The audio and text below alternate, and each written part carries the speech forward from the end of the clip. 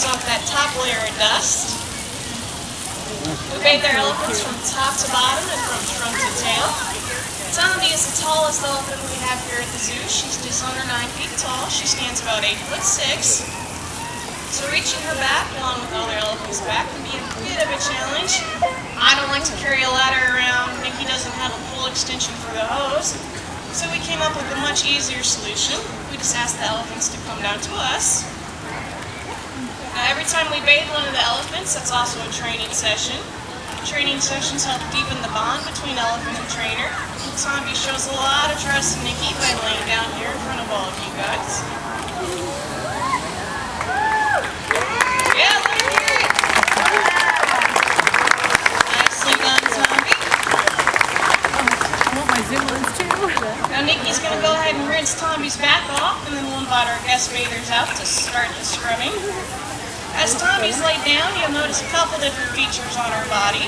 One of the first ones you might be able to notice is all that hair. Elephants are completely covered in hair. From a distance, you don't really notice it, but since they are mammals, they got hair all over just like we do. Now the hair helps hold on all the mud and dirt and dust.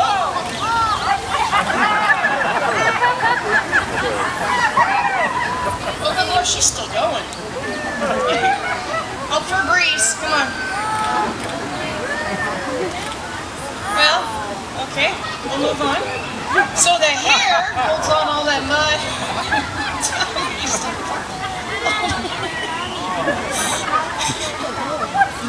Excuse her.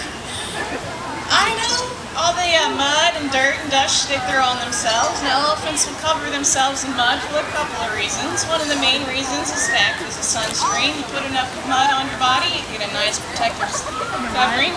Protect your skin from the sun. Elephants can get sunburned.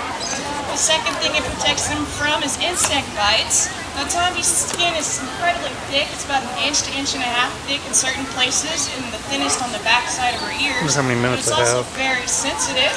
20 minutes. Tombi can feel everybody scrubbing her, and she's sensitive enough that she can feel an insect as small as a fly if it happens to bite her. Now, one question we get about our elephants here at the Indianapolis Zoo is, why are the elephants brown? Why are they not gray? Why are they not orange like you'll see on Animal Planet or the National Geographic Channel? Well, there's a simple answer to that. The color of your elephant depends on the color of the dirt that they throw on themselves. We've got brown, dark Indiana soil, so we've got dark brown elephants. If you happen to go maybe to the Nashville or the Miami zoos, where they've got orange clay, they've got orange elephants. So the same thing happens in Africa as you travel across the continent. There's different types of soil, so you got different colors of elephants. Now Tombi does have two colors of skin on her. That light brown skin on the top of her back and kind of down the top of her sides is dead skin she's shedding off. And the darker brown and gray skin is new skin that's coming in. Elephants are constantly shedding skin cells just like we do. And they can also get dry skin just like us, especially in the wintertime. So we solve that problem by bathing our elephants in mineral oil. It takes about 3 to 4 gallons of mineral oil to completely coat one elephant. And we apply that with a powder painter. We'll go ahead and rinse this dirt that we scrubbed off. Hopefully Tombi's worked everything else out through her system, so we're done with that too.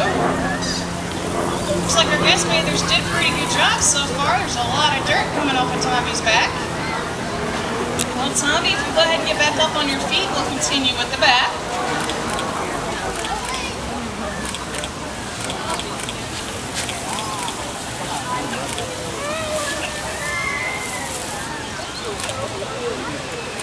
We'll have our guest bathers come back out and start scrubbing Tombi's side. Scrub the top, now it's time to scrub from trunk to tail. Tombi is an African elephant, and one way we can tell that is by those large ears. Asian elephants have much smaller ears. Some people think that the shape of an African elephant's ears actually resemble the shape of the continent of Africa. Can't forget to scrub behind those ears either. Now Tombi, elephants in general don't sweat like you or I do, so what Tombi does to cool herself off is use her own built-in air conditioner. The back of Tombi's ears look like the back of a leaf. They're covered in large veins. All the blood in Tombi's body flows through these veins, and on hot days she'll flap her ears, or sometimes throw mud or water back there, pulling those veins off. Once you pull the blood in those veins off, it travels back to the rest of her body, helping her off.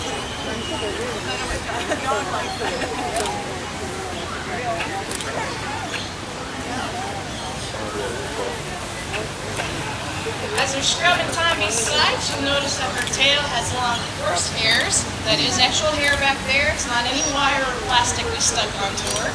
And those tail hairs make an excellent fly spotter. Looks like our guests are doing a pretty good job on her side. We're almost ready there.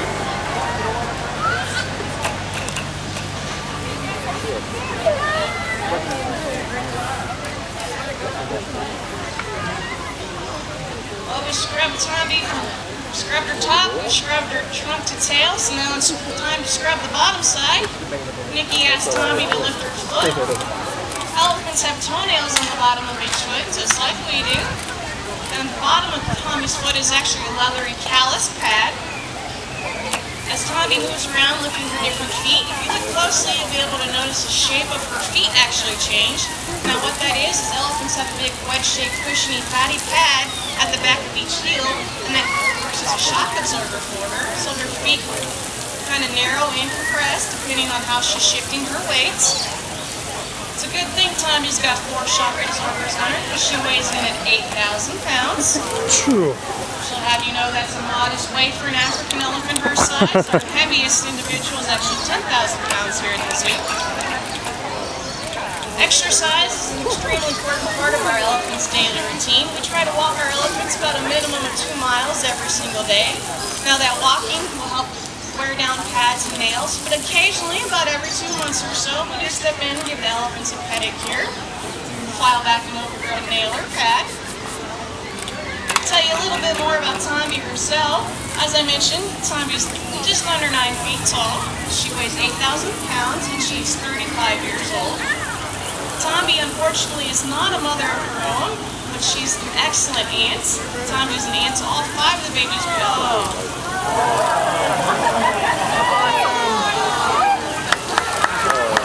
Well, let me tell you a little bit about Tombi's diet. Tombi eats over 200 pounds of food every single day, and of course what goes in must come out. Elephants are extremely poor digesters.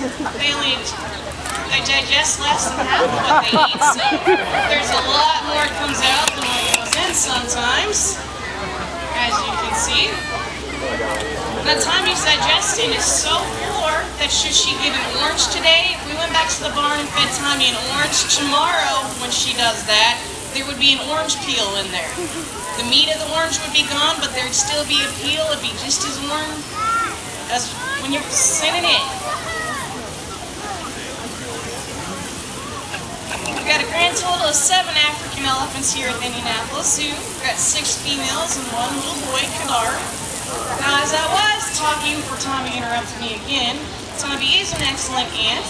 She does spend a lot of time with our newest addition, Kalina, who's 10 months old.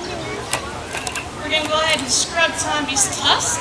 Tusks are actually an elephant's upper and incisor teeth, and they grow at a rate about 6 inches per year.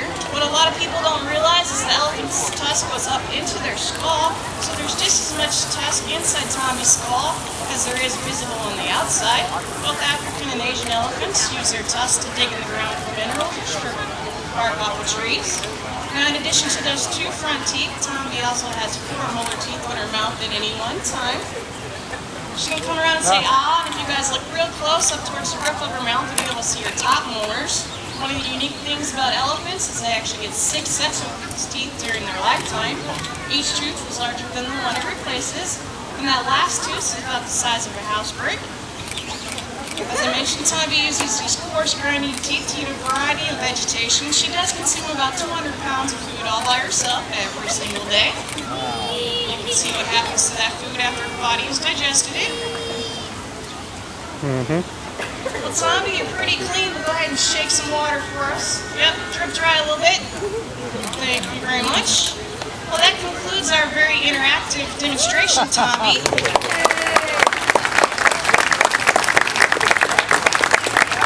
We're going to bring Tombi over to the rail so you guys guys can have a chance to meet her up close and personal, ask any questions you may have.